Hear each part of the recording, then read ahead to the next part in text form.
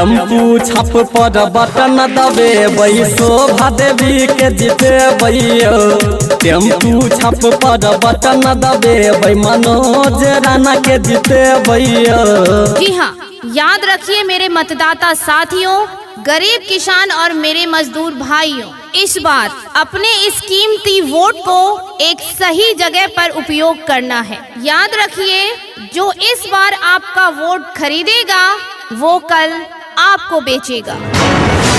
जी हाँ, याद रखें माताएं बहनों, छात्र नौजवान, गरीब मजदूर एवं किसान भाइयों, अपने ग्राम पंचायत राज आनंदपुर के जाना पहचाना मुखिया प्रत्याशी शोभा देवी, जिनका पति मनोज राणा के साथ कदम ताल करते हुए जाति मजहब के भेदभाव भुलाकर एक बेहतर पंचायत के नव निर्माण हेतु सभी रुका हुआ काम को गतिशील करने हेतु हम सभी एकजुट होकर इस बार भी मुखिया प्रत्याशी शोभा देवी, जिनका पति मनोज राणा जिनका चुनाव चिन्ह है टेम्पू छाप, जिनका चुनाव चिन्ह है टेम्पू छाप, जो ईवीएम मशीन के क्रमांक संख्या 4 पे अंकित है। आपका अपना चुनाव चिन्ह टेम्पू छाप। जी हाँ, याद रखें इस बार फिर से सबको एक मत होकर ईवीएम मशीन के क्रमांक संख्या 4 पर यानी टेम्पू के निशान पर बटन दबाना है और अपने ग्राम पंचायत राज आनंदपुर से मुखिया प्रत्याशी शोभा देवी, जिनका पति मनोज राणा को फिर से भारी मतों से विजय बनाना है। मुखिया प्रत्याशी शोभा देवी जिंदाबाद, जिंदाबाद जिंदाबाद। मुखिया प्रत्याशी शोभा देवी जिंदाबाद, जिंदाबाद जिंदाबाद। मनोज राणा जिंदाबाद, जिंदाबाद जिंदाबाद। मनोज राणा जिंदाबाद, जिंदाबाद जिंदाबाद। टेम्पू छाप जिंदाबाद। जिंदाबाद। मेरे कातिब मेरे तकदीर का पैगाम लिख देना, मेरे कातिब मेरे तकदीर का पैगाम लिख देना। कहीं पे राम लिख देना, कहीं पे रहमान लिख देना। मुझे मंदिर भी प्यारा है, मुझे मंदिर भी प्यारा है, मुझे मस्जिद भी प्यारा है। मेरे तन के जर्रे जर्रे पर हिंदुस्तान लिख देना। इनकलाब जिंदाबाद, जिंदाबाद जिंदाबाद। इनकलाब जिंदाबाद, जिंदाबाद जिंदाबाद। मुखिया प्रत्याशी शोभा देवी जिंदाबाद, जिंदाबाद जिंदाबाद। मुखिया प्रत्याशी शोभा देवी जिंदाबाद, जिंदाबाद जिंदाबाद। मनोज राणा जिंदाबाद, जिंदाबाद जिंदाबाद। मनोज राणा जिंदाबाद, जिंदाबाद जिंदाबाद। टेम्पू छाप जिंदाबाद, जिंदाबाद जिंदाबाद। टेम्पू छाप जिंदाबाद। जिंदाबाद जिंदाबाद। ग्राम पंचायत राज आनंदपुर के मतदाता मालिक जिंदाबाद, जिंदाबाद जिंदाबाद। ग्राम पंचायत राज आनंदपुर के मतदाता मालिक जिंदाबाद। जिंदाबाद जिंदाबाद। सुनी चाचा चाची सुनी गरीब किसानमा, सुनी चाचा चाची सुनी गरीब किसानमा। मिलल मौका न छोड़ी हा हो न भूलई हा। टेम्पू छापू पे बटन दबई हा हो न भूलई हा। शोभा देवी के फेरो जीतई हा हो न भूलई हा। न दल के दलदलों में फंसे, न जाति के जंजाल में, न दल के दलदलों में फंसे, न जाति के जंजाल में। अपना मुखिया वैसा ही चुने जो साथ दे हर हाल में। जब टूटने लगे हौसले तब ये याद रखना, जब टूटने लगे हौसले तब ये याद रखना। बिना मेहनत के हासिल तक तो ताज नहीं होते। ढूंढ लेना अंधेरों में मंजिल अपनी, जुगनू कभी रोशनी के मुमताज नहीं होते। लिख रहा हूँ ये अंजाम जिसका कल आगाज आएगा। मेरा लहू का हर एक कतरा आपके क्षेत्र के काम आएगा।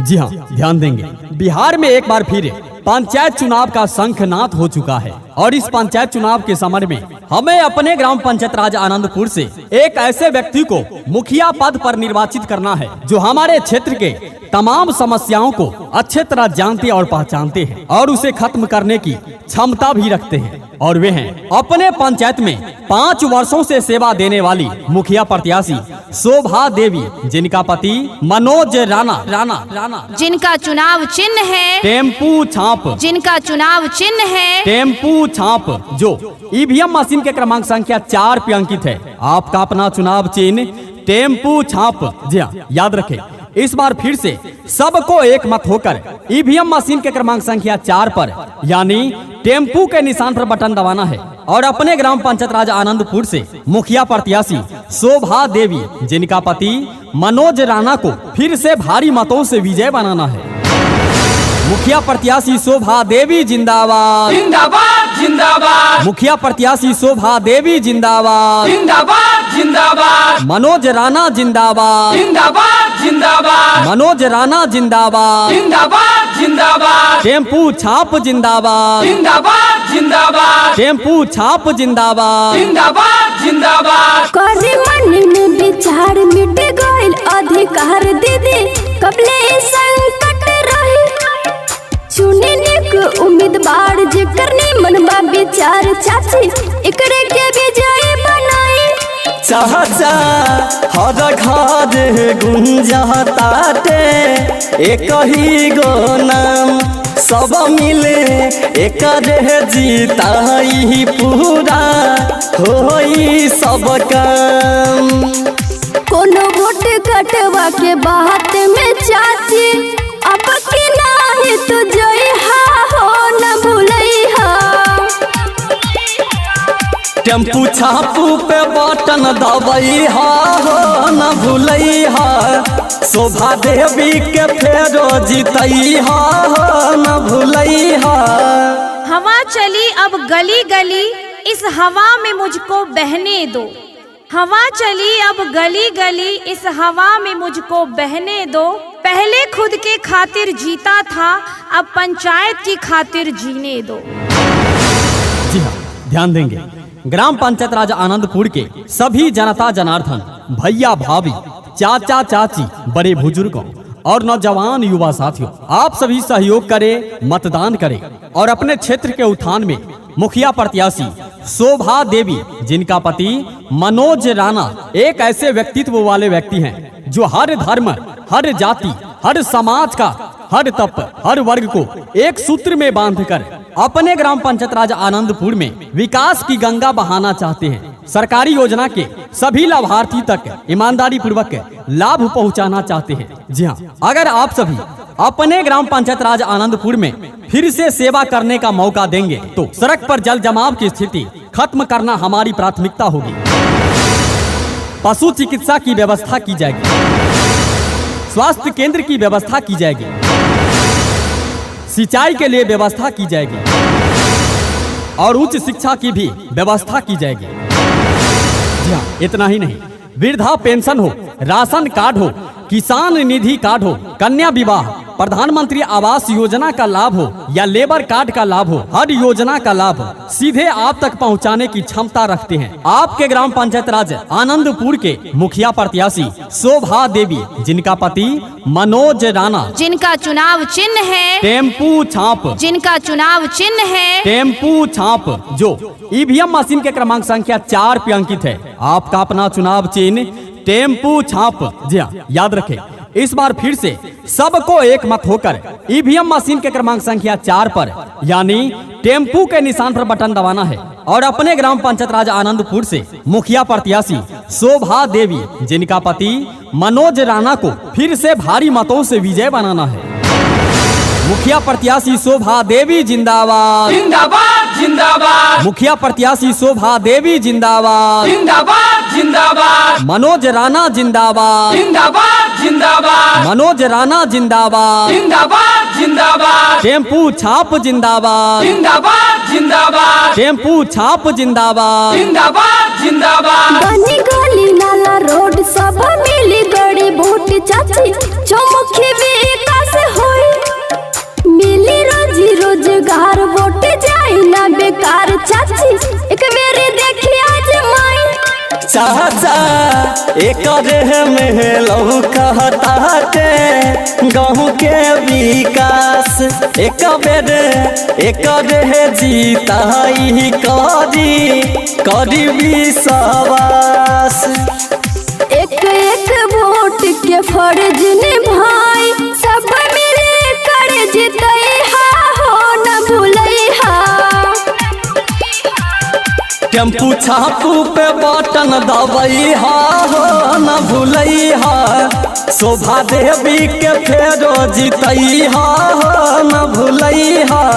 हर जोर जुल्म के टक्कर में संघर्ष हमारा नारा है। हर जोर जुल्म के टक्कर में संघर्ष हमारा नारा है। जो लूटता है जनता को वही दुश्मन हमारा है। हम एक हो तो माहौल क्या हालात बदल सकते हैं। अगर हो आपका साथ तो अपने ग्राम पंचायत राज आनंदपुर का इतिहास बदल सकते हैं। जी हाँ, क्रांतिकारी सोच नई ऊर्जा के साथ अपने ग्राम पंचायत राज आनंदपुर से कर्मठ, सुयोग्य, शिक्षित, ईमानदार, दर्दमंद, संघर्षी और सच्चे समाज से भी हैं। और वे हैं हम सभी गरीब मजदूर किसान भाइयों के बीच रहने वाले, सभी गरीब एवं असहाय व्यक्तियों को इंदिरा आवास दिलवाने वाले, सभी वृद्धा पेंशन योग्य व्यक्तियों को वृद्धा पेंशन दिलवाने वाले, आपके हर घर मान सम्मान इज्जत देने वाले, आपके हर गांव रोड सड़क बनवाने वाले, 5 वर्षों से अपने ग्राम पंचायत राज आनंदपुर में सेवा देने वाले मुखिया प्रत्याशी शोभा देवी, जिनका पति मनोज राणा, जिनका चुनाव चिन्ह है टेम्पू छाप, जिनका चुनाव चिन्ह है टेम्पू छाप, जो ईवीएम मशीन के क्रमांक संख्या 4 पे अंकित है। आपका अपना चुनाव चिन्ह टेम्पू छाप।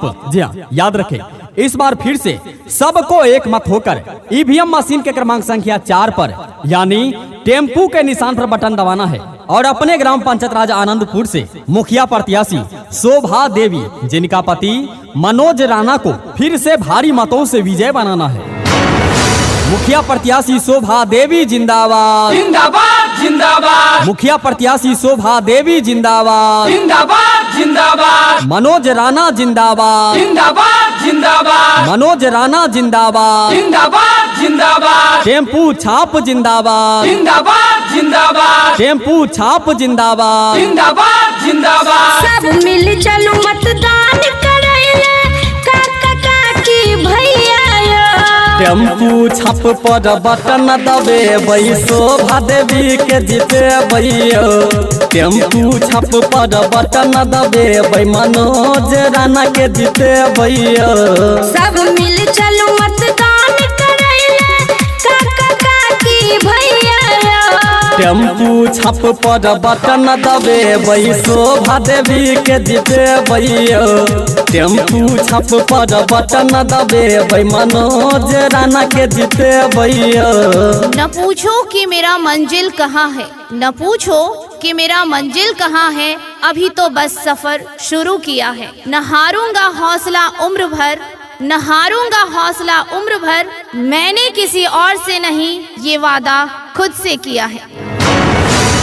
जी हाँ, स्वयं से वादा कर आपके जिम्मेवारी उठाने वाली आपके अपने ग्राम पंचायत राज आनंदपुर से मुखिया प्रत्याशी शोभा देवी, जिनका पति मनोज राणा तैयार खड़े हैं आपके हक और अधिकार की लड़ाई लड़ने के लिए, बुजुर्गों के मान सम्मान के लिए, बिजली, सड़क, पानी, शौचालय, वृद्धा पेंशन, प्रधानमंत्री आवास और सारी सरकारी योजनाओं का लाभ आप तक ईमानदारी पूर्वक पहुंचाने के लिए। जी हाँ, इसके लिए आपको भी जागरूक होना होगा और सोच समझकर मुखिया बनाना होगा। कहीं ऐसा ना हो कोई वोट कटवा आपका वोट काट कर ले जाए और आपके अधिकार का, आपके मान सम्मान का हनन करे। याद रखें, इस बार किसी के झांसे में न जाना है, किसी के बहकावे में न जाना है और न ही किसी के पैसों पर लोभ जताना है। इस बार एक सच्चे समाज सेवक के साथ चलना है जो अपनी खून की एक एक कतरा निछावर करने को तैयार हैं और वे हैं अपने ग्राम पंचायत राज आनंदपुर से मुखिया प्रत्याशी शोभा देवी, जिनका पति मनोज राणा, जिनका चुनाव चिन्ह है टेम्पू छाप, जिनका चुनाव चिन्ह है टेम्पू छाप, जो ईवीएम मशीन के क्रमांक संख्या 4 पे अंकित है। आपका अपना चुनाव चिन्ह टेम्पू छाप। जी हाँ, याद रखें, इस बार फिर से सबको एक मत होकर ईवीएम मशीन के क्रमांक संख्या 4 पर यानी टेम्पू के निशान पर बटन दबाना है और अपने ग्राम पंचायत राज आनंदपुर से मुखिया प्रत्याशी शोभा देवी, जिनका पति मनोज राणा को फिर से भारी मतों से विजय बनाना है। मुखिया प्रत्याशी शोभा देवी जिंदाबाद, जिंदाबाद जिंदाबाद, मुखिया प्रत्याशी शोभा देवी जिंदाबाद, जिंदाबाद जिंदाबाद, मनोज राणा जिंदाबाद, जिंदाबाद जिंदाबाद, मनोज राणा जिंदाबाद, जिंदाबाद जिंदाबाद, टेम्पू छाप जिंदाबाद, जिंदाबाद जिंदाबाद, टेम्पू छाप जिंदाबाद, जिंदाबाद जिंदाबाद। सुनो ये दीदी सुनो ये भैया, अपन निशान बिसरवैया। सुनो ये दीदी सुनो ये भैया, अपन निशान बिसरवैया। टेम्पू छाप पर बटन दबे शोभा देवी के जीते भैया। टेम्पू छाप पर बटन दबे मनोज राणा के जीते भैया। जमी बोलेगी गगन बोलेगा, जमी बोलेगी गगन बोलेगा। अगर आप पूछेंगे मुखिया प्रत्याशी शोभा देवी जिनका पति मनोज राणा के बारे में, तो अपने ग्राम पंचायत राज आनंदपुर का कन कन बोलेगा। जी हाँ, अगर आप सभी अपने ग्राम पंचायत राज आनंदपुर में फिर से सेवा करने का मौका देंगे, तो जितने भी रुका और छूटा हुआ काम है उन सभी कामों को पूरा कर अपने ग्राम पंचायत राज आनंदपुर को एक आदर्श पंचायत बनाएंगे। जी हाँ, दिन हो या रात, धूप हो या बरसात, आपके हर संकट में तैयार खड़े रहते हैं आपके अपने ग्राम पंचायत राज आनंदपुर से मुखिया प्रत्याशी शोभा देवी जिनका पति मनोज राणा, जिनका चुनाव चिन्ह है टेम्पू छाप, जिनका चुनाव चिन्ह है टेम्पू छाप, जो ईवीएम मशीन के क्रमांक संख्या 4 पे अंकित है। आपका अपना चुनाव चिन्ह टेम्पू छाप। जी हाँ, याद रखें, इस बार फिर से सबको एक मत होकर ईवीएम मशीन के क्रमांक संख्या 4 पर यानी टेम्पू के निशान पर बटन दबाना है और अपने ग्राम पंचायत राज आनंदपुर से मुखिया प्रत्याशी शोभा देवी जिनका पति मनोज राणा को फिर से भारी मतों से विजय बनाना है। मुखिया प्रत्याशी शोभा देवी जिंदाबाद, जिंदाबाद जिंदाबाद, मुखिया प्रत्याशी शोभा देवी जिंदाबाद, जिंदाबाद जिंदाबाद, मनोज राणा जिंदाबाद, जिंदाबाद जिंदाबाद, मनोज राणा जिंदाबाद, जिंदाबाद जिंदाबाद, टेम्पू छाप जिंदाबाद, जिंदाबाद जिंदाबाद, टेम्पू छाप जिंदाबाद, जिंदाबाद जिंदाबाद। भ्रष्टाचारी बेरोजगारी सबके जड़ सो मिटे ताया। भ्रष्टाचारी बेरोजगारी सबके जड़ सो मिटे ताया। टेम्पू छाप पर बटन दबे शोभा देवी के जीते भैया। टेम्पू छाप पर बटन दबे मनोज राणा के जीते भैया। जी हाँ, याद रखिए मेरे मतदाता साथियों, गरीब किसान और मेरे मजदूर भाइयों, इस बार अपने इस कीमती वोट को एक सही जगह पर उपयोग करना है। याद रखिए, जो इस बार आपका वोट खरीदेगा वो कल आपको बेचेगा।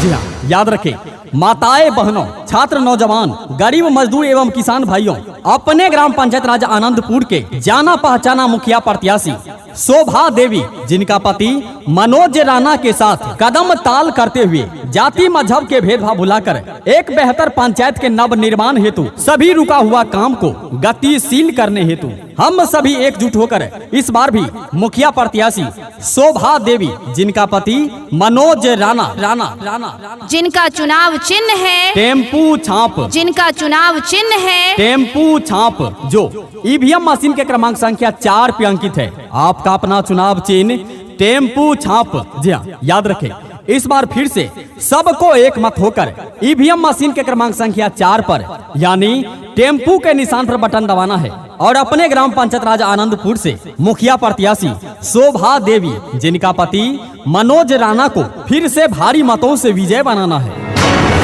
मुखिया प्रत्याशी शोभा देवी जिंदाबाद, जिंदाबाद जिंदाबाद, मुखिया प्रत्याशी शोभा देवी जिंदाबाद, जिंदाबाद जिंदाबाद, मनोज राणा जिंदाबाद, जिंदाबाद जिंदाबाद, मनोज राणा जिंदाबाद, जिंदाबाद जिंदाबाद, टेम्पू छाप जिंदाबाद, जिंदाबाद जिंदाबाद, टेम्पू छाप जिंदाबाद, जिंदाबाद जिंदाबाद। बेरोजगारी सबके जड़ सो मिटे ताया।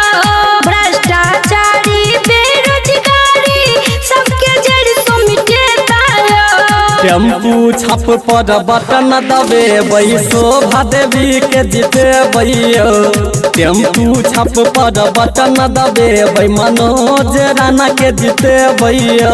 जी हाँ, याद रखिए मेरे मतदाता साथियों, गरीब किसान और मेरे मजदूर भाइयों, इस बार अपने इस कीमती वोट को एक सही जगह पर उपयोग करना है। याद रखिए, जो इस बार आपका वोट खरीदेगा वो कल